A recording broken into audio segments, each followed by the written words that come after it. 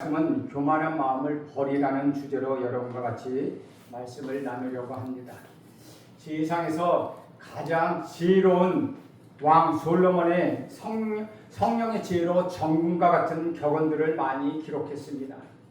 특별히 교만은 패망의 선봉이다, 거만한 마음은 넘어짐의 앞잡이다 라고 잠언에서 말하고 있으며, 또 잠언 18장에서는 사람의 마음의 교만은 멸망의 선봉이요 겸손은 존귀한 자의 존귀의 앞잡이라고 이렇게 말하고 있습니다. 이 저변이 참 진리인 이유는 하나님께서 교만한 자와 겸손한 자에게 각각 그들의 행한 대로 갚아주시기 때문입니다. 고린도 교회 성도들은 참으로 교만했습니다. 지도자를 앞세워 자기들을 내세우는 마음은 거만한 마음이라는 것입니다. 제가 있는 곳이면 어디든지 교만이 발견됩니다. 시기와 분쟁, 그 뿌리 깊은 곳에 교만이 가득합니다. 교만은 개인과 가족, 교회를 죄로 물들게 하는 강력한 원수 사탄마귀의 무기입니다. 교만은 죽지 않고 살아서 우리를 괴롭히고 징글징글한 그런 우리의 본성이기도 합니다. 바울은 교회의 건강을 심각하게 해치는 교만이라는 암세포를 박멸하기 위하여 열심히 애를 썼습니다. 그래서 교만한 마음을 가지지 말라라고 오늘 본문에서 권면하고 있습니다. 그리고 왜 그래야 하는지 아주 강력한 이유 두 가지를 제시하고 있습니다. 저는 오늘 본문을 통하여 우리 안에 있는 교만을 발견하길 간절히 바랍니다. 그것을 완전히 제거하길 간절히 원합니다. 교만한 자에게 하나님의 은혜를 베풀고 겸손한 성도가 모인 교회는 하나님께서 건강하게 세우시기 때문입니다.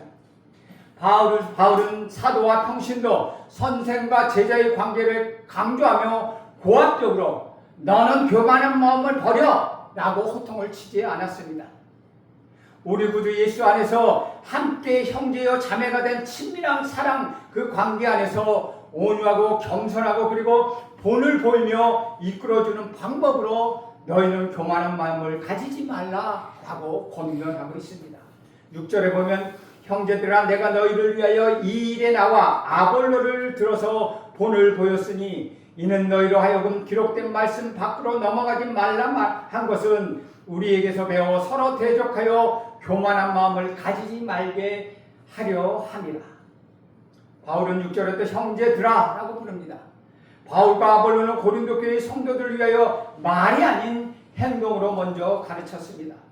내가 너희를 위하여 이 일에 나와 아볼로를 들어서 본을 보였으니 라고 말합니다.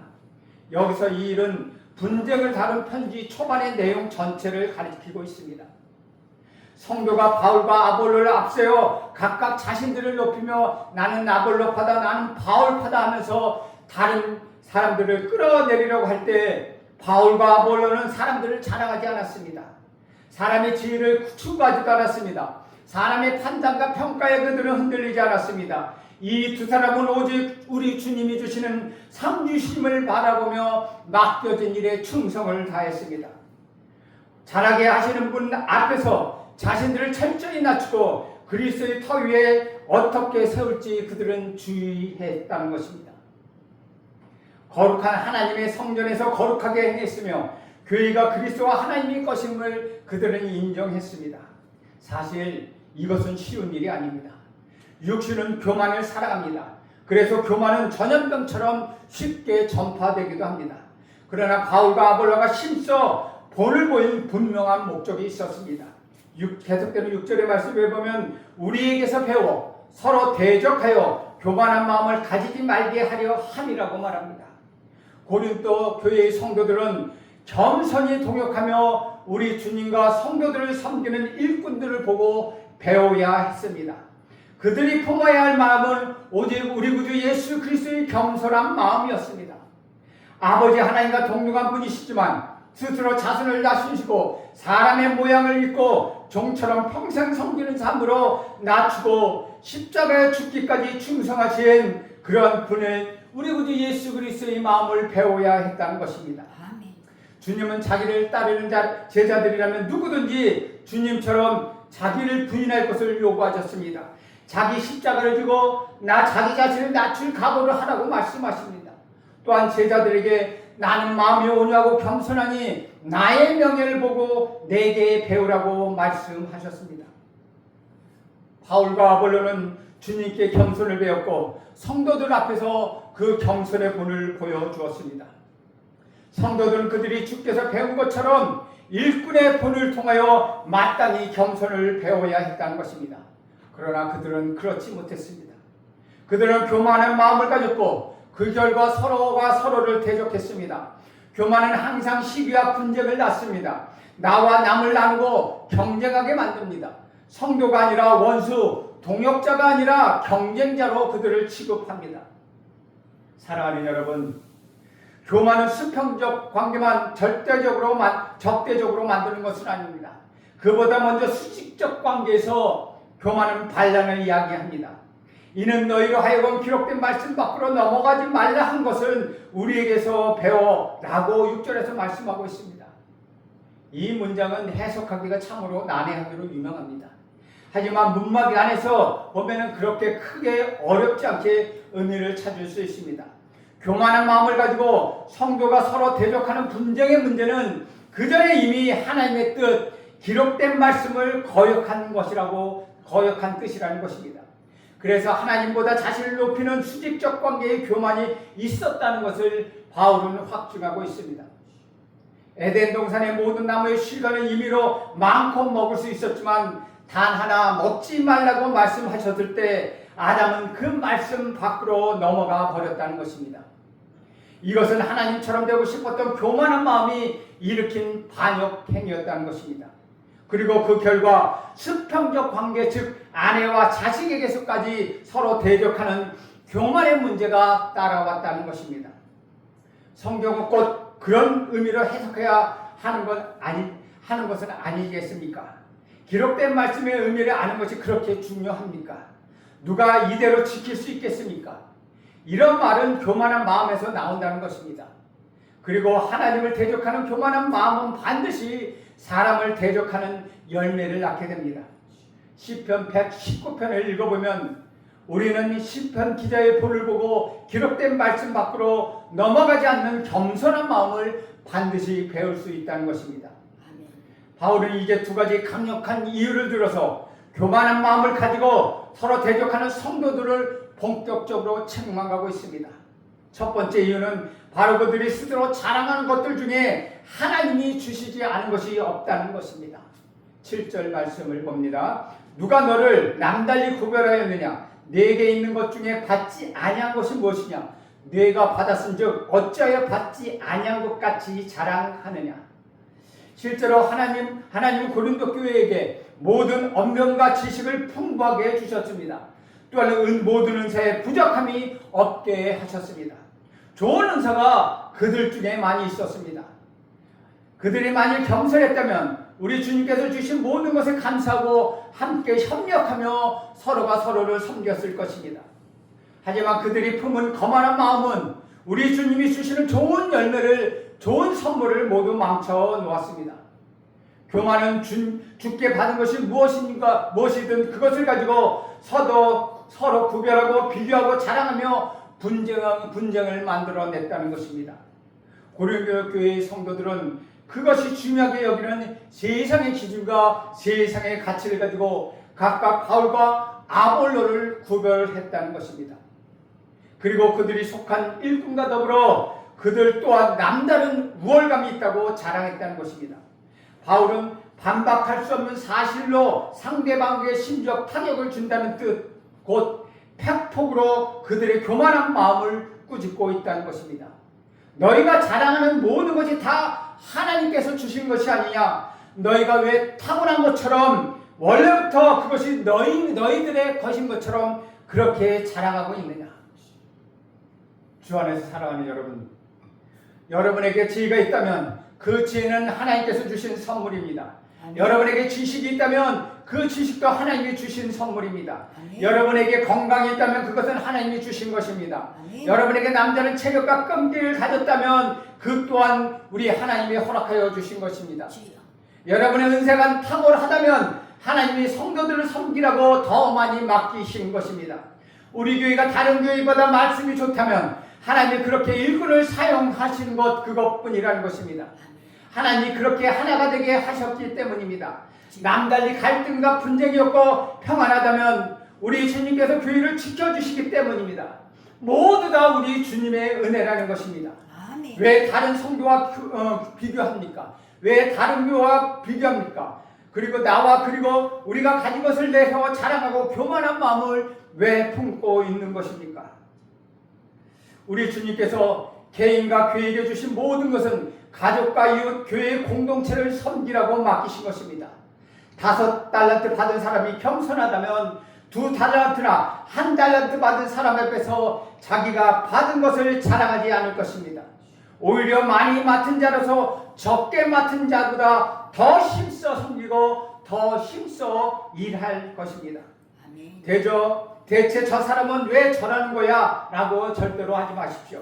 우리 주님께서 여러분에게 주신 그 사람에게는 없는 은사로 어떻게 섬기고 도울 수 있는지를 생각하시길 간절히 바랍니다. 아멘. 사랑하는 여러분, 겸손의 왕이신 우리 주님을 생각하십시오. 아버지 하나님이 모든 것을 자기 것이라고 말씀하시고 있는 그분께 겸손히 받은 그 모든 것으로 제자 중에 섬기는 자로 계셨다는 것을 여러분 기억하십시오. 나는 여러분이 거만한 마음으로 자랑하거나 판단하거나 비교하고 싶을 때 겸손함으로 주님만 자랑하게 되기를 간절히 바랍니다. 아멘. 판단하는 것과 비교하는 것을 멈추고 충성되게 우리 주님과 교회 공동체를 섬기기를 간절히 바랍니다. 아멘. 고린도 교회가 겸손을 배워야 했던 두 번째 이유는 상당히 길게 기록되어 있습니다.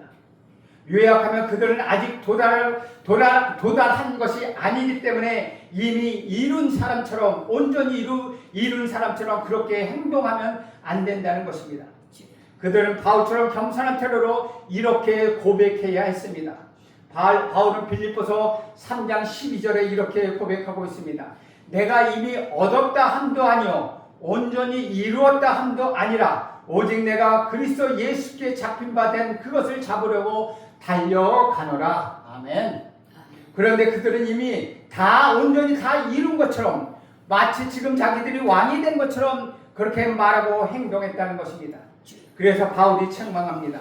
8절 상반절을 보겠습니다. 너희가 이미 배불러 이미 풍성하여 우리 없이도 왕이 되었도다.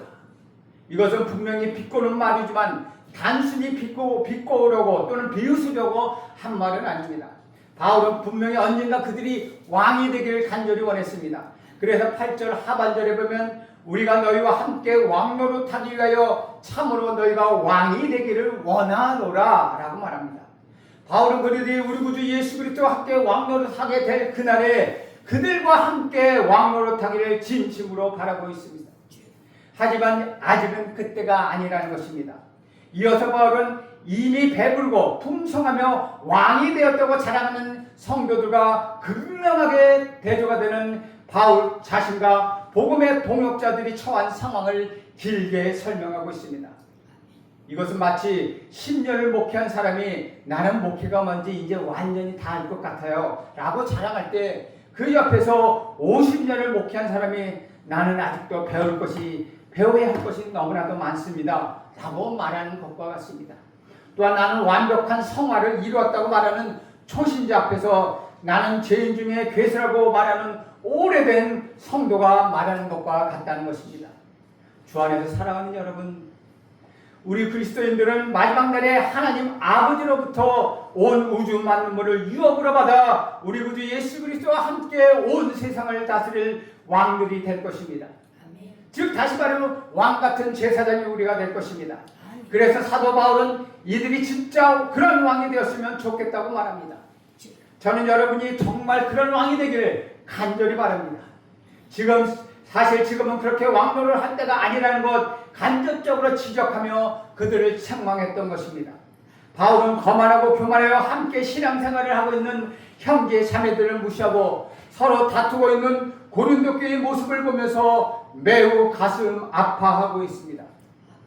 바울은 교회 안에서 스스로 왕인 채 살아가는 교만한 자들을 향하여 그 자신과 다른 성도들이 복음을 위하여 얼마나 많은 고난을 당해야 했는지 열거하고 있다는 것입니다.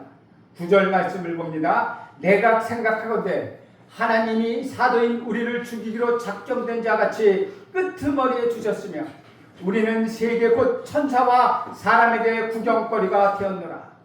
먼저 하나님께서는 사도들을 세상의 가장 말썽 밑바닥에 처하게 하셨습니다. 이 사회에서 가장 낮은 자에게 낮은 자처럼 살아가게 하셨습니다. 실제로 사도들은 가난했습니다. 어떤 세상의 권력이나 힘이나 지위도 전혀 그들에게는 없었습니다. 9절에 구경거리가 되었다고 기록되어 있습니다. 이는 당시 로마 왕국의 원형 경기장에서 죄수들이 사자와 같은 맹수들에게 찢겨 죽여나갈 때 관중들이 환호하고 조롱하며 우리 그리스도의 죽음을 즐겁게 구경했던 모습을 보여주고 있습니다. 바울은 하나님께서 자기 자신과 다른 사도들을 마치 이 취업의 원형 경기장의 마지막을 상식하는 무대의 주인공처럼 세웠다고 말하고 있습니다. 온 세상 사람들이 바울과 사도들이 당하는 고난과 역경을 구경하며 그들을 조롱하고 비웃고 있었다는 것입니다. 사도들은 우리 구주 예수 그리스도를 위하여 세상적 기준으로 보면 미련하고 약하고 마치 사형수와 같은 비천한 삶을 살았습니다. 그러나 교만했던 고린도 교회의 성도들은 도리어 자기들이 배만 불리고 부유함에도 가난한 이웃을 돌아보지를 않았습니다. 아니 그들을 도와줄 생각조차도 하지 않았습니다. 자신이 세상에서 가장 똑똑한 사람처럼 다른 이들을 무시하고 분쟁을 일으키며 살아갔다는 것입니다. 11절 12절을 봅니다. 바로 이 시각까지 우리가 줄이고 목마르며 헐벗고 매맞으며 정처가 없고 또 수고하고 친히 손으로 일을 하며 모욕을 당한 즉 축복하고 박해를 받은 즉 참고. 사도 바울은 사도들과 자신이 지금 이 글을 쓰는 시간에도 굶주리고 목마르고 헐벗고 어두맣고 정처 없이 떠돌고 있다고 말하고 있습니다. 사도들은 복음을 위하여 자신의 모든 것을 쏟아 부으면서 또한 생계를 위하여 직접 손으로 일을 해야 했다는 것입니다. 누군가 뒤에서 욕을 해도 도리어 축복해주고 누군가 핍박하고 박해를 해도 그것을 참고 견뎌내야 했다는 것입니다. 이것이 다가 아니라는 것입니다. 13절을 봅니다. 비방을 받은 즉 권면하며 우리가 지금까지 세상의 더러운 것과 만물의 찌꺼기같이 되었도다. 누군가 사도 바울과 사도들을 비웃고 헐뜯을지라도 여전히 따뜻한 말로 그들을 응대하고 선한 말로 그들을 권면했습니다. 사도 바울은 지금 이 순간까지도 자신과 사람들이 자신들을 세상의 더러운 것과 만물의 찌꺼기같이 취급했다고 말하고 있습니다. 여기서 세상의 더러운 것이란 세상의 쓰레기를 말하고 있습니다. 만물의 찌꺼기란 청소하고 밖에 버려지는 오물을 의미합니다. 즉 더럽고 쓸모없고 가치없는 존재라는 뜻입니다. 세상 사람들은 하나님 나라 예수님의 복음을 전파한 바울과 사도들을 오물같이 여겼습니다. 그래서 그 바울뿐만 아니라 12 사도들은 사도 요한만을 제외하고는 모두 다 순교했다는 것입니다. 바울이 하고 싶은 말은 무엇입니까? 자기와 사도들은 복음을 위하여 이와 같이 극심한 핍박과 고난을 지금 이 순간에도 당하고 있다. 그러나 여전히 인내와 겸손으로 사명을 감당하고 있다라고 말하고 있는 것입니다. 이러한 모습을 통하여 마음이 교만하고 거만하여 자신들이 마치 왕인 듯 교회에서 군림하고 행동하는 어리석은 자들은 바울은 간접적으로 책망하고 있습니다. 고린도 교회가 하나님으로부터 받은 은사들을 받았다는 사실은 분명합니다. 그러나 그들은 마치 자기 자신이 탁월한 경험과 능력으로 이러한 은사를 받은 것처럼 그렇게 교만하게 처신했습니다. 이와 받지 못한 사람들은 무시하고 그들은 냉대했습니다. 이는 분명 그들에게 모든 것을 은혜로 주신 우리 하나님을 무시하는 죄악이었습니다. 그러나 사도 바울과 다른 사도들은 열악한 환경과 고난과 박해 속에서도 여전히 우리 하나님의 말씀대로 살아가며 겸손하게 자신의 일을 묵묵히 해 나가고 있다는 것입니다. 이것은 우리 구주 예수 그리스도가 보여주신 본을 그대로 따라가는 것이었습니다. 사랑하는 여러분, 여러분의 모든 은사와 소유가 전부 하나님 아버지께로 받았다는 사실을 기억하십시오. 그리고 겸손하게 되기를 간절히 바랍니다. 아멘. 바울은 당시 로마 군대 전쟁에서 승리하고 돌아올 때 개선 행렬의 끄트머리에 끌려 들어오는 포로에 자신을 비유하며 하나님의 사도들을 지금 빗대어 설명했습니다. 그들은 동물 가죽을 뒤집어 쓰고 맹수와 싸우도록 경기장에 세워져 수많은 사람들의 구경거리가 되었습니다. 그들은 모두 잡혀서 기름에 젖어져 똘똘똘똘 만치어서 길거리를 밝히는 횃불로 사용되었습니다. 그들은 우리 구주 예수 그리스도께 충성하여 어리석고 약하고 비천한 자로 취급받았습니다. 그런데 고린도 교회 성도들은 지혜롭고 강하고 존귀한 자로 대우받기를 원했다는 것입니다. 편지를 쓰은 그 순간에도 사도 바울은 그리스도를 위하여 계속해서 줄이고 목마르며 헐벗고 매맞으며 청초받고 수고하고 친히 손으로 텐트를 지어가며 부끄럽게 여기는 그 노동을 했다는 것입니다. 그러나 고린도 교회 성도들은 배가 불렀습니다. 아주 풍성함을 자랑했습니다. 왕으로 그들은 군림하고자 했습니다. 사랑하는 여러분, 사도들은 지금까지 세상의 더러운 오름, 만물의 찌꺼기로 취급받으면서 모욕을 축복으로 박해를 인내로 비방을 권면으로 갚아주려고 애썼던 것처럼 저도 여러분 모두가 서로를 모욕하고 비방하고 박해하는 것을 멈추고 여러분 자신을 내려놓기를 간절히 바랍니다. 아멘. 교만을 버리시길 간절히 바랍니다. 아멘. 서로를 사랑하는 여러분 모두가 되길 간절히 바랍니다. 아멘. 편지를 읽을 때 고린도 교회의 성도들은 한없이 부끄러웠을 것입니다. 하지만 바울의 의도는 그들을 부끄럽게 하려는 것이 아닙니다. 사랑하는 자녀처럼 그들을 권면하고 있다는 것입니다. 나는 여러분이 고린도 교회의 성도의 교만에 빠지지 않고 영적인 아버지 사도 바울이 아직 도달하지 않은 것처럼 겸손하게 주님의 길을 따라가는 그런 인생이 사시기 간절히 바랍니다. 아멘. 우리 주님의 발자취를 따라가길 바랍니다. 아멘. 그리하여 이미 얻고 온전히 다 이룬 것처럼 그런 교만을 떠나가길 간절히 바랍니다. 아멘. 저와 여러분이 달려갈 길을 다 마쳤다고 고백할 수 있는 유일한 시점은 바로 우리 주님을 마침내 만나는 날입니다. 아멘. 우리 주님이 이 땅에 오시는 날입니다. 우리 그리스도에게 은퇴라는 말은 없습니다. 과거에 주님을 뜨겁게 섬겼고 사랑했던 경험을 여러분 앞세우지 마십시오. 이제는 그렇게 하지 않아도 될 만큼 어떤 수준에 이른 것처럼 그렇게 생각하는 것은 교만입니다. 성경에 대해 알 만큼 다 알았다고 자랑하는 그것 또한 교만이라는 것입니다. 악을 선으로 갚지 않고 악으로 대항하는 그것 또한 교만입니다. 남보다 강하고 지혜롭고 존귀한 대우를 받으려고 싸우는 것 또한 교만이라는 것입니다. 우리 주님은 제자들의 발을 씻기시면서 종이 주인보다 크지 못하고 보냄을 받은 자가 보낸 자보다 크지 못하니 너희가 이것을 알고 행하면 복이 있으리라고 말씀하십니다. 아멘. 여러분의 주인인 여러분에게 일을 맡겨 보내주신 분이 어떻게 이 땅에서 본을 보여주셨는지 여러분 생각해 보십시오. 우리 구주 예수 그리스도의 종인 우리 여러분들은 어떻게 살아가야 하겠습니까? 우리 구주 예수 그리스도의 사도로서 보내심을 받은 자인 종인 바울은 정확하게 자기 주인의 본을 따라 살았습니다. 그래서 담대하게 너희가 나를 본받는 자가 되라고 말하고 있습니다. 사랑하는 여러분, 항상 우리 구주 예수 그리스도를 깊이 묵상하며 그분 앞에서 여러분 자신을 비춰보고 겸손히 그분을 따라 사는 삶이 바로 그분의 약속하신 복된 삶이라는 것을 기억하시죠. 아멘. 시대를 막론하고 모든 교회가 꼭 필요한 것이 있다면 바로 우리 구주 예수 그리스도를 높이는 겸손입니다. 아멘. 이 겸손을 소유한 교회는 살아서 활력 있게 성장할 것입니다. 이 덕성을 갖추지 못한 교회는 무기력하게 죽어갈 것입니다. 아버지. 여러분은 이 겸손을 소유했습니까?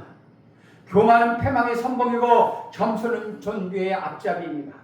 그러므로 믿음으로 교만을 싸워 이겨내고 겸손을 겸치하는 저와 여러분이 되길 간절히 바랍니다. 아멘. 그리하여 우리 주님의 발자취를 따라가는 복된 주간이 되길 기원합니다. 아멘. 기도하겠습니다. 하나님 아버지, 우리가 지금 누리고 있는 모든 것들이 하나님께서 부어주신 것임을 알게 하옵소서. 하나님 앞에서 다른 사람들 앞에서 더욱 겸손하게 하시고 섬기게 하옵소서. 예수님의 이름으로 기도합니다. 아멘.